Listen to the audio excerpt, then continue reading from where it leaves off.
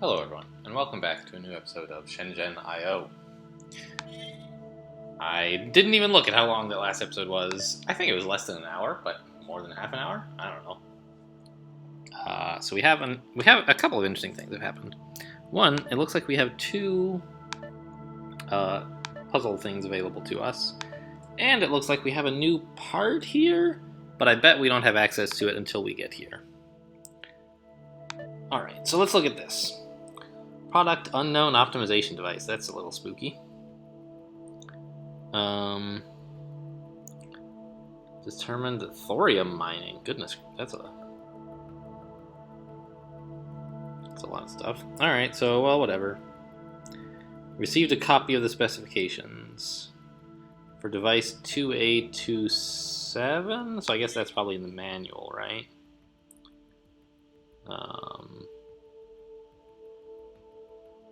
Yeah, new design. So that means, let's look through here for 2A27. Yes. Ah. So what the hell is this? Understand, this is a geometric visualization of a state space. The actuator control must take a value as shown in the specifications, dependent on inputs as described. Whoa.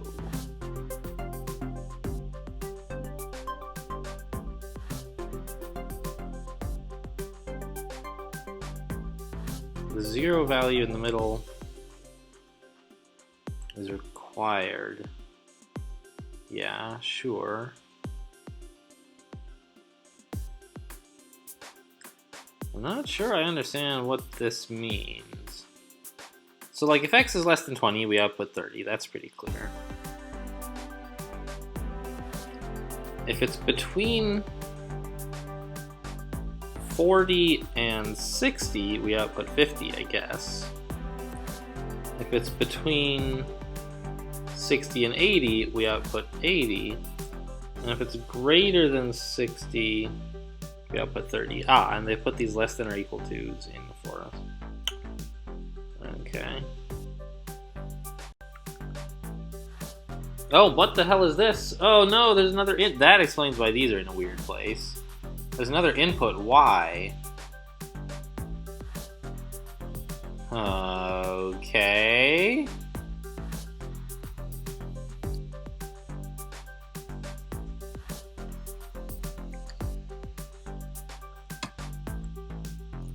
So if x is between 40 and 60,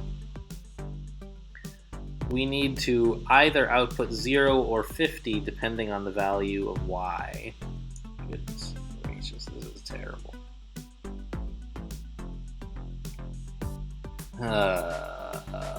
Alright. How much space do we have to work with, and what chips do we have? Oh, we do seem to have a new chip. What is this guy all about? Wait, how is he different from this guy? And this guy? There's a 4000X and the 4000. This is the big one we worked with before, so get out of here. What are these guys all about? This one has only X inputs, I see, and it has 4 of them. Alright. And this? Ands! We have gates, ands, and ors! Actually, this looks like ands. I think? No, wait, this is a not. What is this? Alright, so DX300. Let's look that up. DX300, please. Control world. It's a ah! Don't search for L. Search for DX300. Control the world. It reads and writes up to 3 on-off signals at once.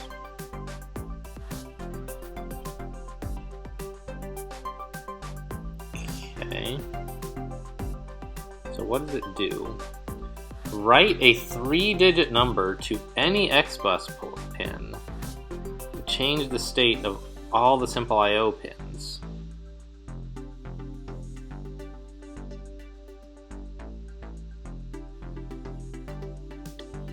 the 3 digits.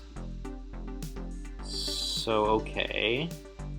When we read from any X bus port, it gets split up into the 3 digits of its number, and the values get written to the corresponding things according to whether it's 1 or 0. Okay. Read from an X bus pin to read from all the simple I/O pins and get out a 3-digit number in that X bus pin. Okay. When representing the state, the value in the ones is P0, this is the tens, this is the hundreds, okay. Alright, and that's the entirety of the specs. Okay. Not sure yet what this will be useful for in this puzzle. But okay, we have a thing that is like a multiplexer thing, I guess.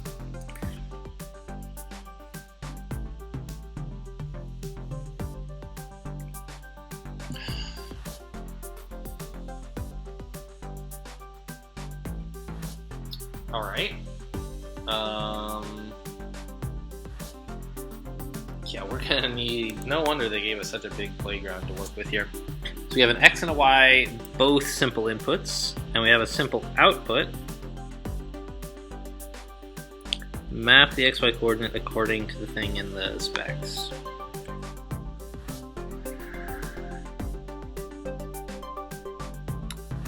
Can I flip this around? Yes. Okay, that's interesting to know.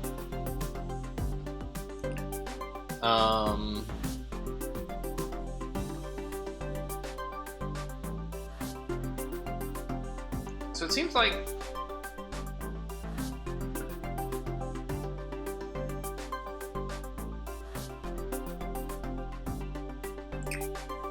how many things do we need to know in this what the heck was it called? There's like a 27 in here, wasn't there? D4, D7, or 2A27. Yeah. Alright.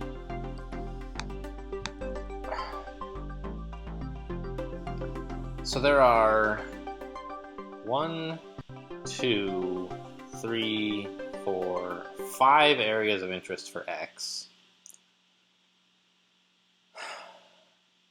And sort of 2 areas of interest for Y, arguably 3, I'm not sure exactly. Huh.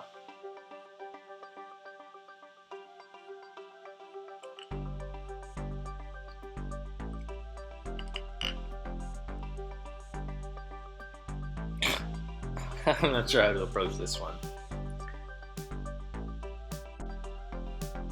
But at least it's well defined ahead of time, right? That last thing and the one before it, it seemed like we spent a lot of time struggling with understanding what the problem was. Here, it's just a complicated problem that's well described. So I like this puzzle better, even though it's hard. That's sort of the point, right? I wouldn't play this game if I weren't interested in some hard puzzles.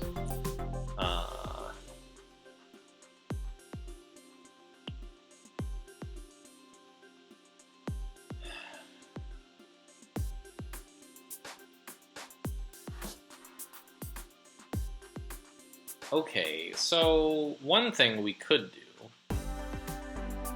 is, rather than follow the sort of nudging they're giving us about decomposing the problem into several input ports, we could read X and split it into either, like, all of the wires can carry analog values. So we could split X into A, B, C, D, or E, call it 0, 20, 40, 60, 80, 100, or something like that, right? And we can split Y into A, B, C.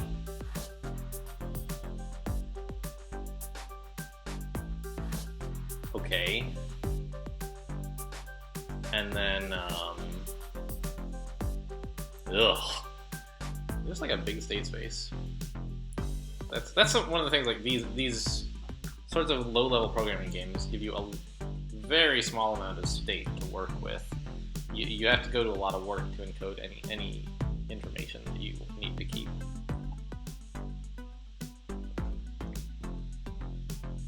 So instead of like outputting multiple signals, right? I could do some math.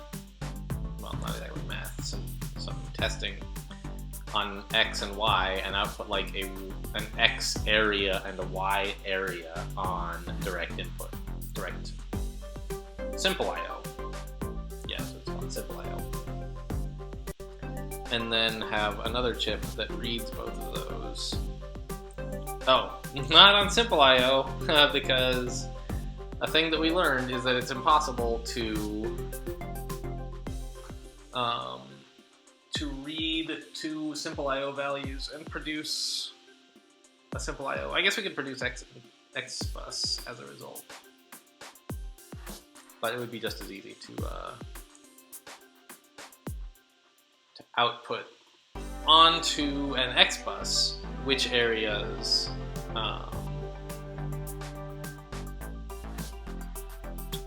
X and Y fall into.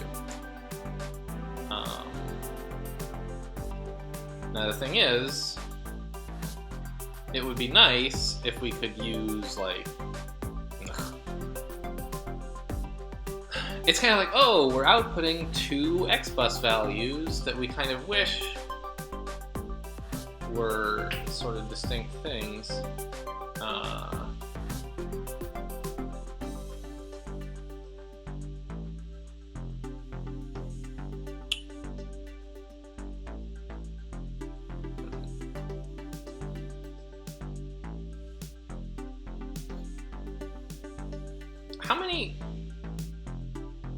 How many X signals do we need? We only need one bit on Y as the output, right? We need to know, is it in this range? So that we could use a simple I/O to either 0 or 100. For X, though,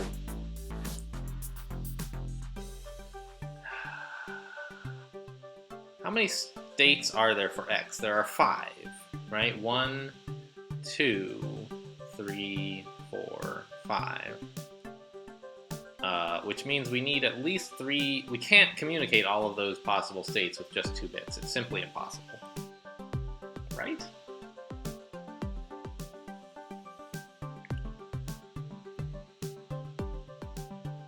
Now we could communicate it with 3 bits. And that's enough to squeeze into one of those multiplexers, but then we can't also have Y. But then again, Y doesn't need to be in a multiplexer, right?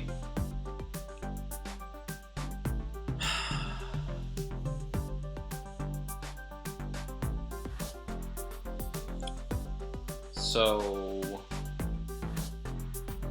the other problem is it's just freaking like impossible to have anything that reads 3 direct or simple I/O values, right? Even reading 2 is like super hard. Because you can't write, you have to write the output as X bus, and like we don't even have any chips that take 3 inputs, let alone 4. Well, we have one that takes 3 and it outputs a single X bus number. So we could use that for X, maybe?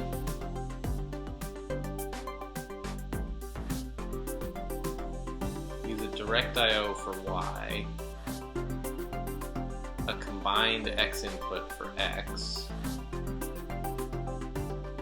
X bus, rather.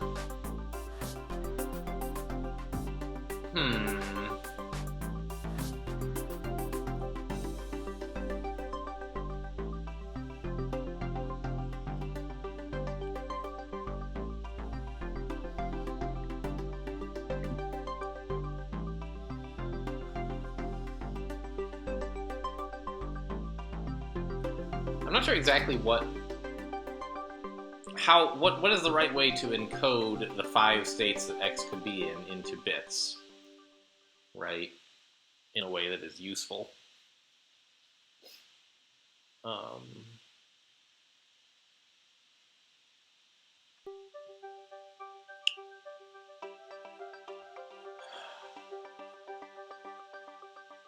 I guess it's sort of being made a little bit clear for us already in that each of these little ranges here is one bit that we're testing, right? And we could just communicate each of those as a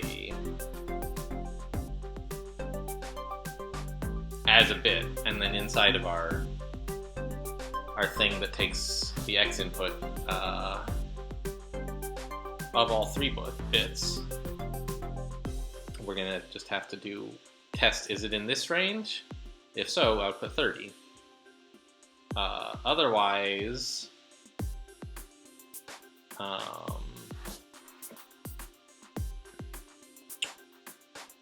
test like, is it in this range? It's a little bit hard to test. Is it in, like, you have to test, like, is it in, what combination of these 3 ranges, these 2 ranges is it in? And I think all 4 are possible, right? Yes. It could be in neither, or just this one, or just this one, or both. So that's going to be a little exciting.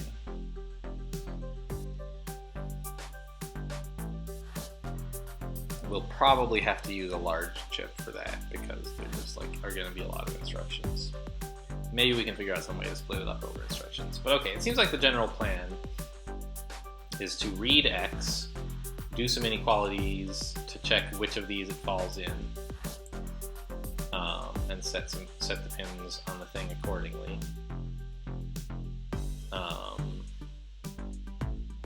Which we can do with basically how many tests? 1, 2, 3, 4.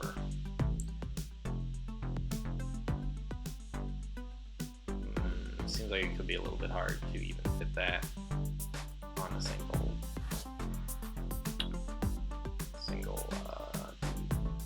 Now wait a minute. Why are we even talking about using the mux right now? It's not even helping, is it?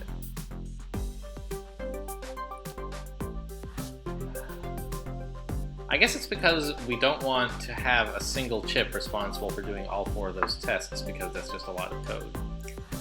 We could instead wire X up to several of these logical chips, maybe like 2, I don't know. Have each of them, no, they can only output 1 bit each.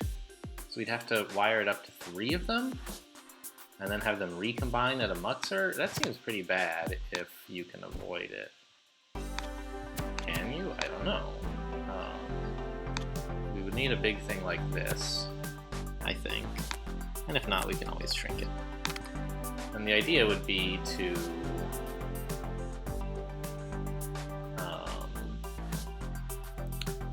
test, is it less than 20? Test P0, is it less than 20? If so, I think we're gonna need like an init up here. I wish I knew how many lines we have. Well, let's see, 2, 3, 4, 5, 6, 7. 2, 3, 4, 5, 6, 7. So we have 14 lines to work with.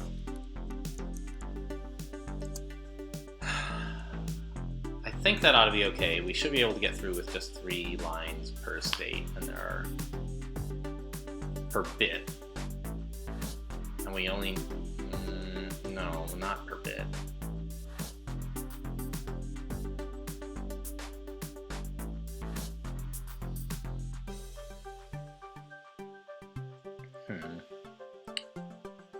So we kind of have 1, 2, 3, 4, 5 states. Now if we need 3 lines each, we will not be able to squeeze that into 14 bits, especially since we...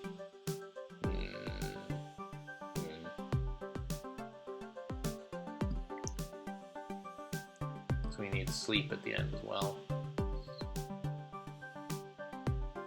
Yuck.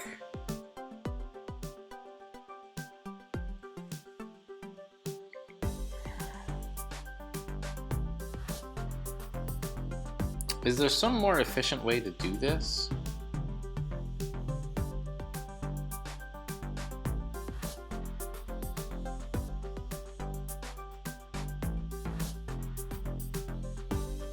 For this last state, here, we don't need to do any tests. We can just immediately write the last possible value. So we'll mark this as the highest order bit. This is the middle order bit, and this is let's make this low order, which is the ones digit. This is the tens digit. Oops, this here will be the tens digit. This will be the hundreds. Okay, so if it's less than 20, the bit we want to set is just the low order bit. So we will move 1 to, I don't know, x2, sure.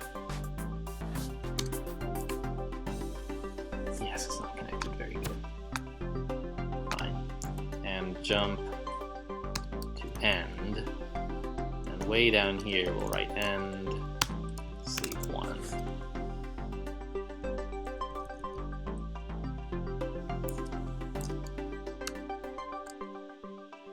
Okay, now we need to test if it's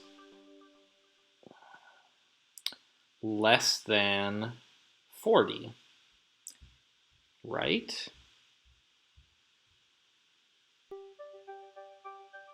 Yes, because that means it's in this range, we need to output a 0.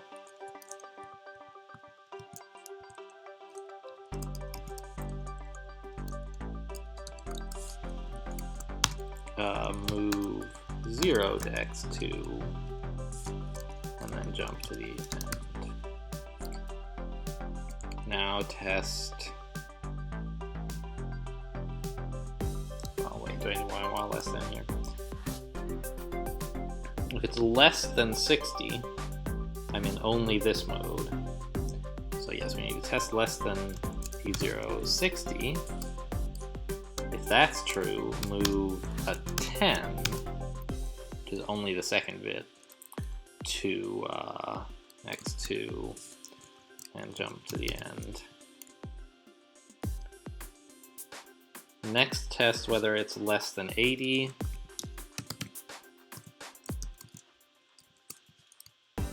If so, move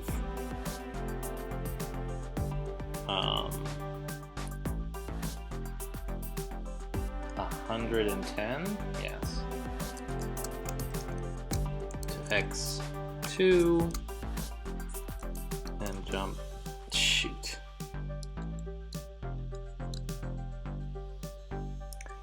Okay, I think we can do this. If we write a jump here and then a test and then some more writes, we will run out of space.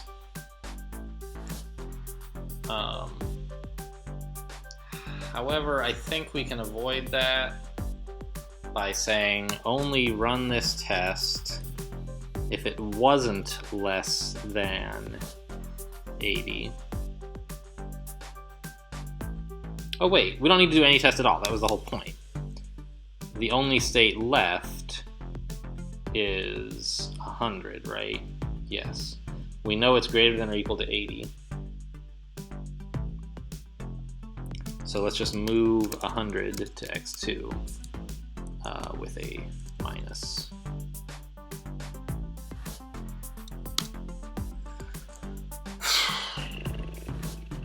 Okay, and let's, for fun here, wire this guy up to one of these.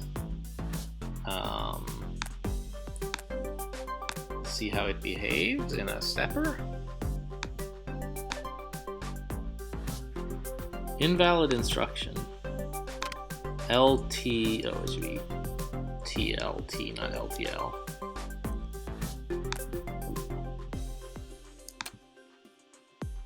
So we got X, which is at the moment apparently 22. So we step, it wasn't less than 20. It is less than 40, so we move to 0. Now it's waiting to write. But that write actually happened because this thing always accepts writes, and it outputs zeros to all these pins, I guess.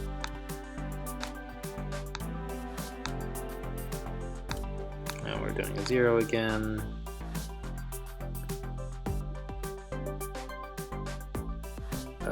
we're testing 20, so let's wait. Let's find a place that gets to be in like the 40s. Let's run till there, please. X is now 45, so that fails, that fails. Was it less than 60? Yes, we write a 10. And this one went high.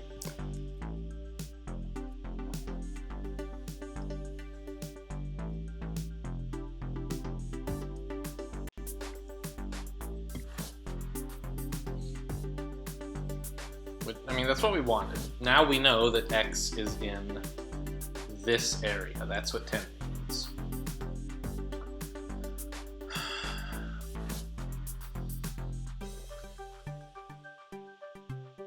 Now, the thing is, I don't see how this multiplexer is going to actually help us.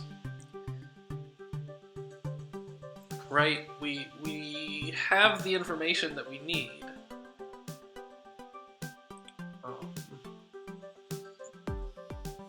And we just, like, need to... We don't want it as 3 of these stupid things. We want it as a single giant digit, so we can,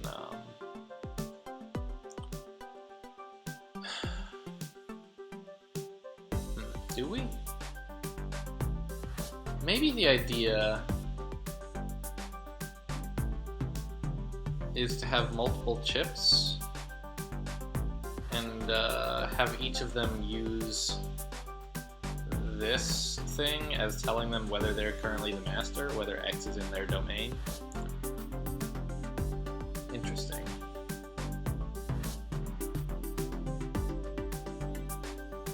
But I can't really, right? Because there are not 3 states, there are 5. I don't want to wire up 5 of these guys, each listening to all these. Like, I guess I could, but it seems like it would be simpler to just have a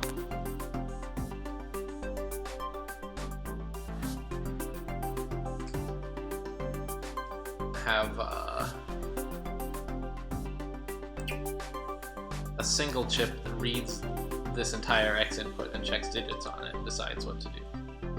Right.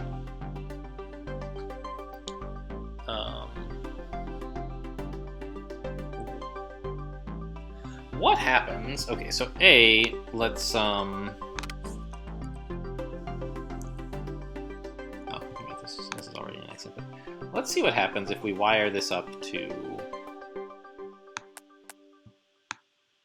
multiple different X input things, right? That's this one.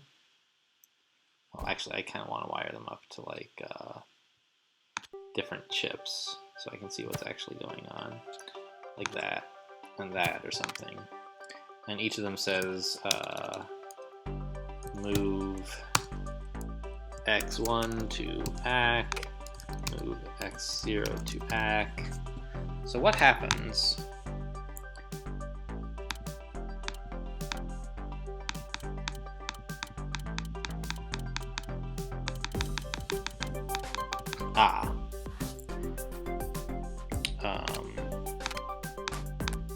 Of course, so let's sleep first.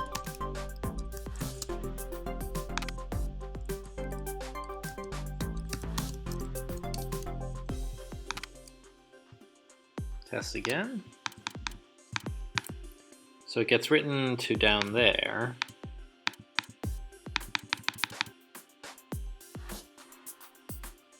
Whoa, that's an interesting behavior. So we wrote to X2. They both came out of sleep, but only one of them actually got the message.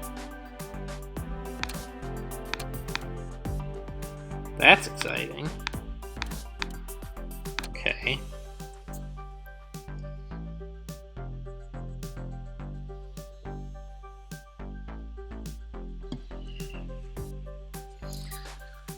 Oh.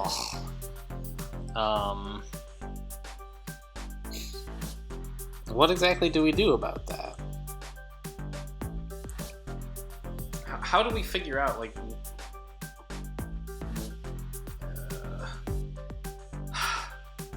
it would be so easy, wouldn't it, if we could just fit all the processing onto one chip. So it seems like first thing to do is let's do something real easy. Throw these jerks away. Let's do something that's easy and that it seems like we're going to need to do, i.e. implement Y. So we're just going to say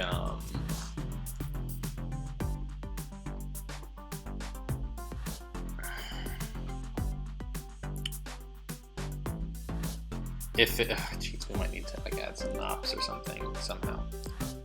It would probably actually be better to synchronize these with X inputs rather. Yeah, I was thinking of having Y output a simple I/O, but the problem is there's no good time guarantees on that, and this guy might write before or after. So like, if you have some other third chip here that's waiting for this to send its X input, has a source of time for this guy. He might get the message from here before Y is done working for the current state. So these both need to provide XIO, I think, XBus stuff. All right, so we're just gonna do something pretty simple, right? Which is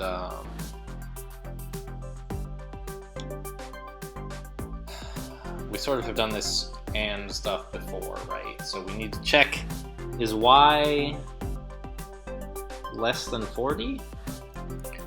Test less than P0 40. And if that was false, it was greater than or equal to 40. And now we need to test less than P0 80.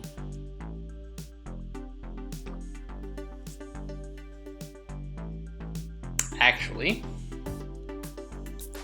let's test that it's greater than P0 79 because we need plus and minus.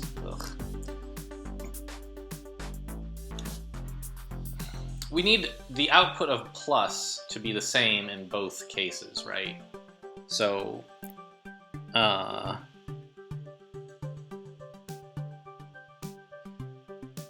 wait, hang on. I think I actually did do it wrong. So if this test failed, then it was 80 or larger, right? And that's... No, if this test passed, it was 80 or larger, which is what we want. It's either, in this plus mode here, either the first one said we're too small, or the second one said we're too large, so we move 0 to x1. Otherwise, in this minus mode, we move 100 to x1.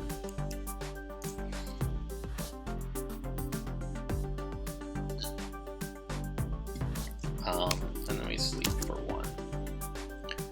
Right? So let's now imagine briefly that we were capable of writing this chip, and its job was to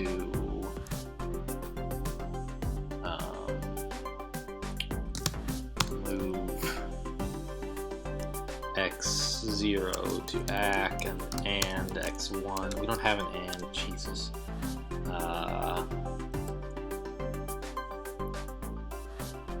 Let's just also move x1 to ACK and sleep x on x0.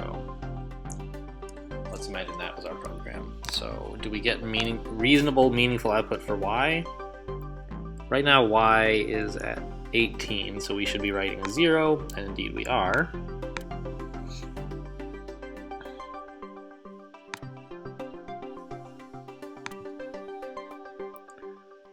So let's wait for Y to get sort of interesting here.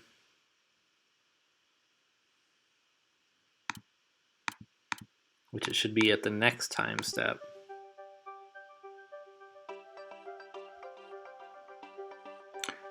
Do we need this sleep? I think we actually don't. That's kind of interesting. But let's leave that for later. Now y is in like the 30s, right? Oh, and 30 is still not interesting for y. Okay.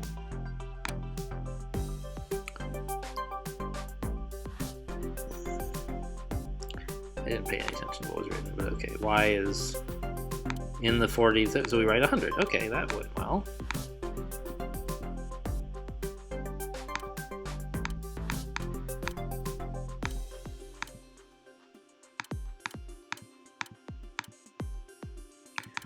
Cool. And does y ever get high enough in here for us to test the 80 behavior? It does right here. What happened? Why did it stop? I don't know. I must have had a breakpoint there. Oh, because the test failed. I was not trying to actually run the test, just examine what's going on. So why can I not read what value y has? It because this thing's too close? Maybe. So we found that it was in fact larger than 79, and we're sending a 0, which was the idea. Okay, cool. So at least our y thing, nice and easy, that's done. I wanted to see though, I think we can remove this because the fact that this chip will be blocking for this one. Oh, no, we can't. Because we would read the old y and try to send that, and then it would block. And then a new y would arrive, and this thing would be reading the old value instead of the new one. Okay. So we can do this, and it breaks after a while, whatever. Cool. Now we have to do the hard part of this whole thing. This was a little tedious, but not hard. This is easy. This! Oh boy.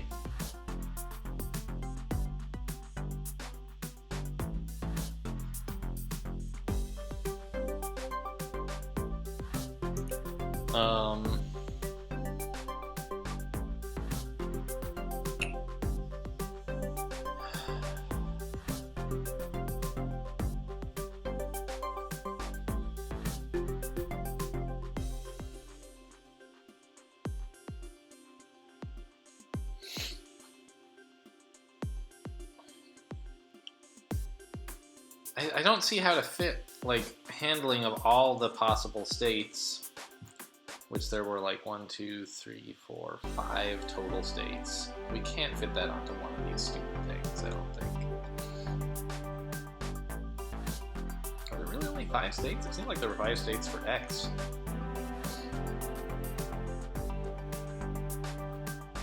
I guess there were 5 ranges X could be in. 1, 2, 3, 4, 5. But in each of those... Alright, whatever.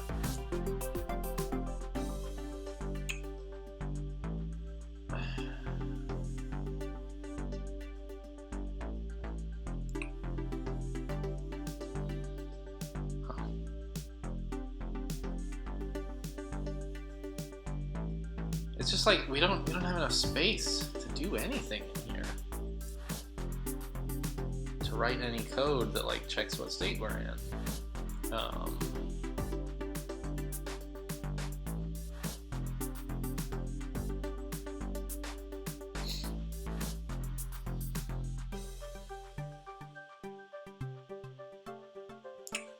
We have to somehow break this up into multiple cases and send it over, I think, multiple chips, which seems hard.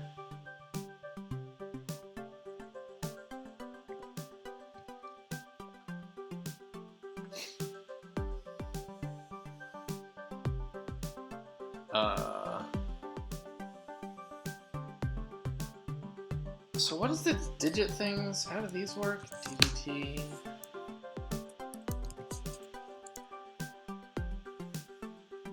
Digit get and digit set are basically what we have, right?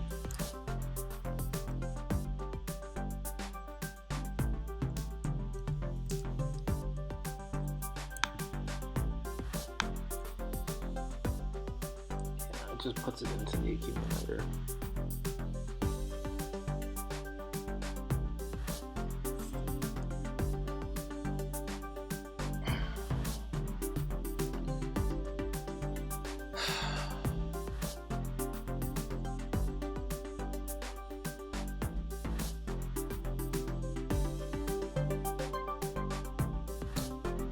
So it seems like maybe we can have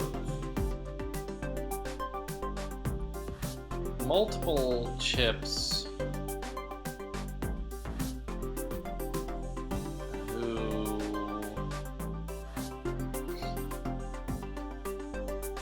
who all write to the same simple I/O, as long as we make sure that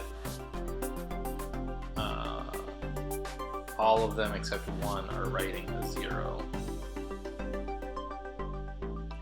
But does that help us? How do we do something about that?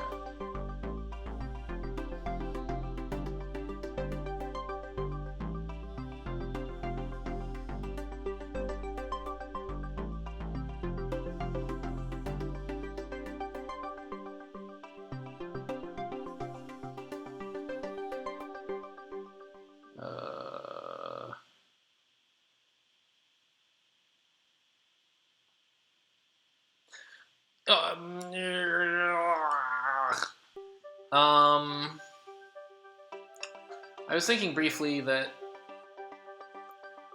we could split this thing up into the 3 parts using this like muxer thingy, and that could control 3 different chips, and each chip could use that input as like, am I the one in charge?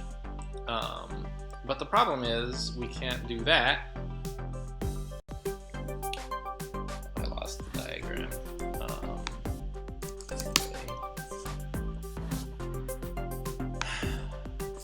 We can't do that because these are not mutually exclusive, and we need to behave differently in these cases.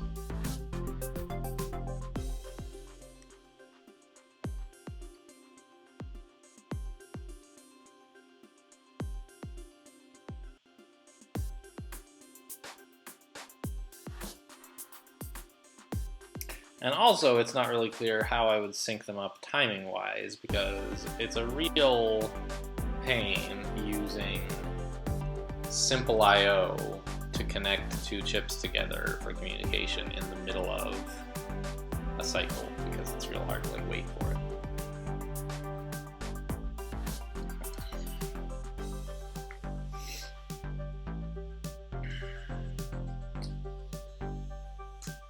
And broadcasting an XBus message is not easy either,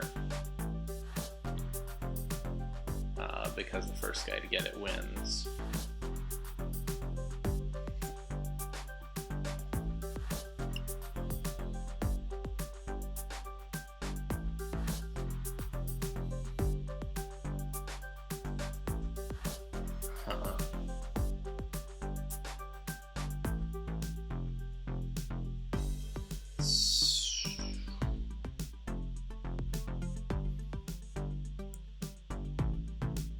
Okay, so here's a question that I hate to have to even ask. Do we have room for 6 more of these chips? Right, including that one, right? Let's imagine, because one way you could set it up is you could have some sort of master coordinator here that reads the output of this X thing and decides which of 5 secondary chips should be the one to make the decision about what gets written to the output.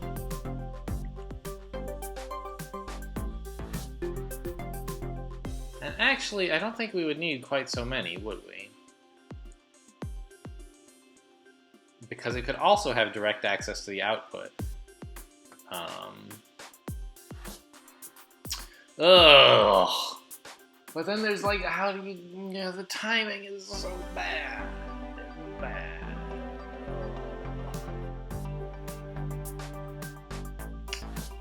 I was thinking that this coordinator thing could like say, oh yeah, chip 1 should be in control. And then it could write a 1 to a direct input. That they're all listening on, sort of a shared bus. And then the one who gets the message could be like, oh yeah, sure, I'll take care of that. And it could also read X, or read Y, I guess. But the problem is, you can't easily do that.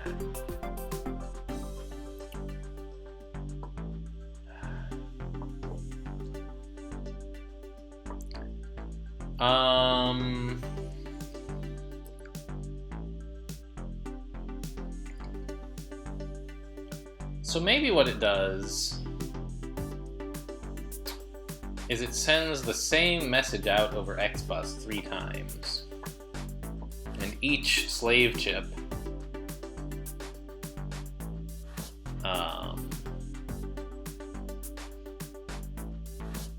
gets the message, gets one of those 3 messages, according to whatever it happened to be listening. And then decides, should I be the one in charge? If not, it just writes a 0. If so, it looks at Y to decide what to write.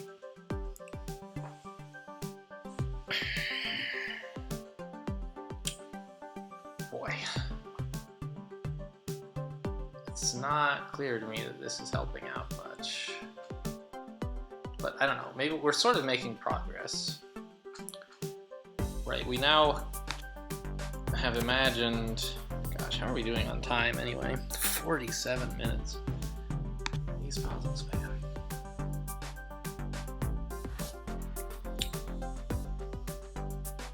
We kind of have another problem, which...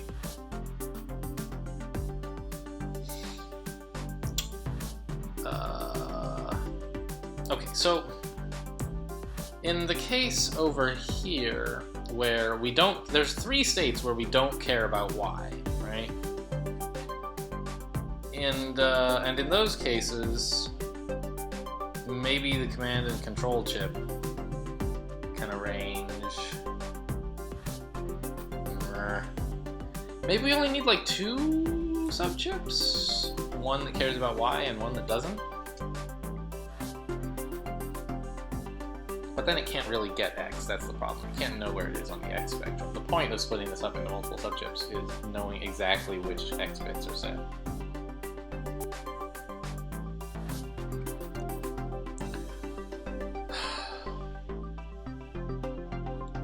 Which means I think that in these 2 cases, at least, we need a subchip thingy to look at Y and decide what to do. In the other 3 cases, conceivably our like command and control chip could figure this out. And so there's sort of some good news, I think, in that we can make Y go back to using simple I/O.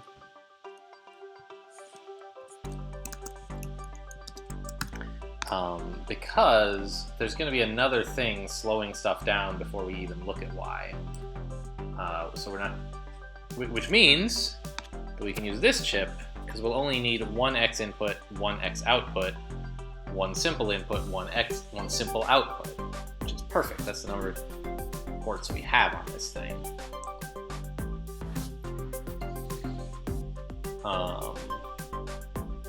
So here's my thinking, is that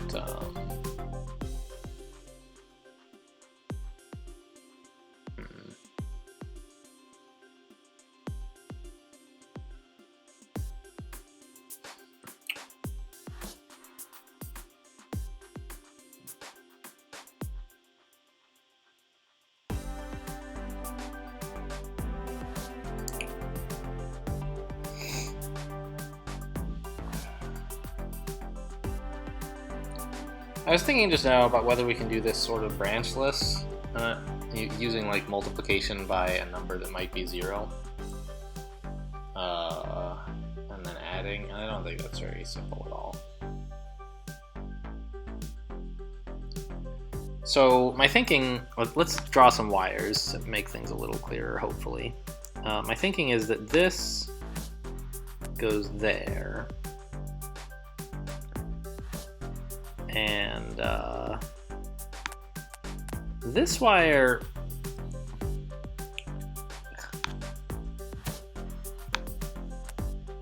this Y wire is going to have to go to several places.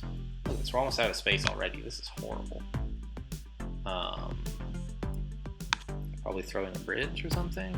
Yeah, that'll help maybe. Now we can put one of the processors up here and one down here.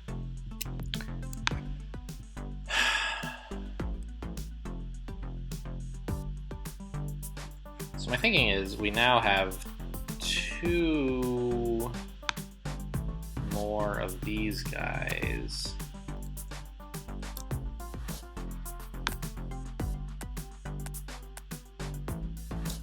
Kind of like that. And then the other one is going to live up here, and it's connected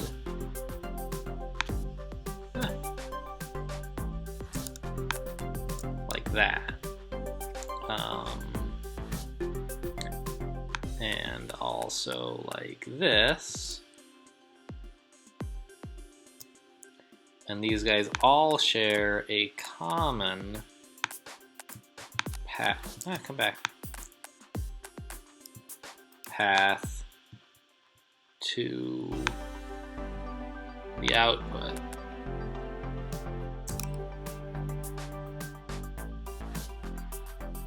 How are they connected up by X? Oh, there. Okay. Like that. So that's my idea for the structural components. It looks like a rat's nest. And I think the challenge is this one. I don't know if we can fit everything we need to do in here, or if we need a bigger one. We don't... Wait, do we have room for a bigger one? Yeah, just barely. We could squeeze in one more.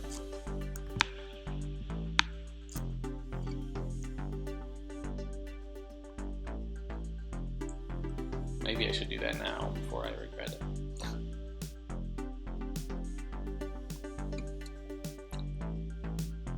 So it seems like, okay, this guy is going to be responsible for like checking Y and outputting either 0 or 50.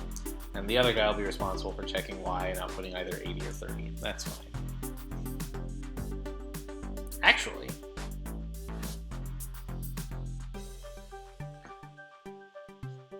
what happens when you try to write like a 50 and a 30 or something, right?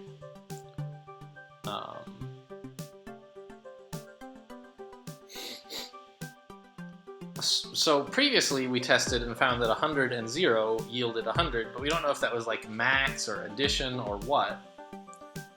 And it could be quite useful because when Y is high, the number that we're writing is larger in both cases. So if we can figure out how to add to an existing number, maybe we can simplify things a bit. Although I'm not sure.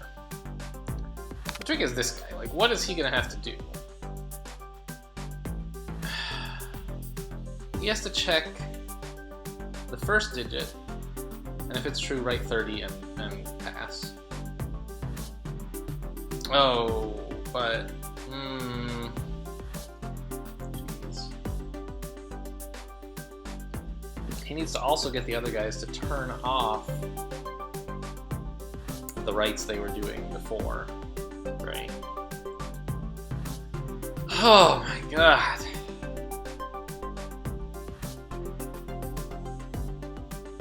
How does anybody solve these puzzles? It's just, there's so much. You have to cram so much into so little space.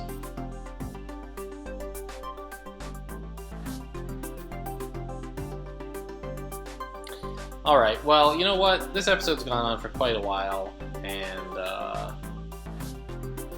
it looks like there's still a lot to go, and we're at sort of a breaking point where it's about time to start writing the second half of the program. So I'm going to cut the episode here, and I'll be right back with you guys for the next one.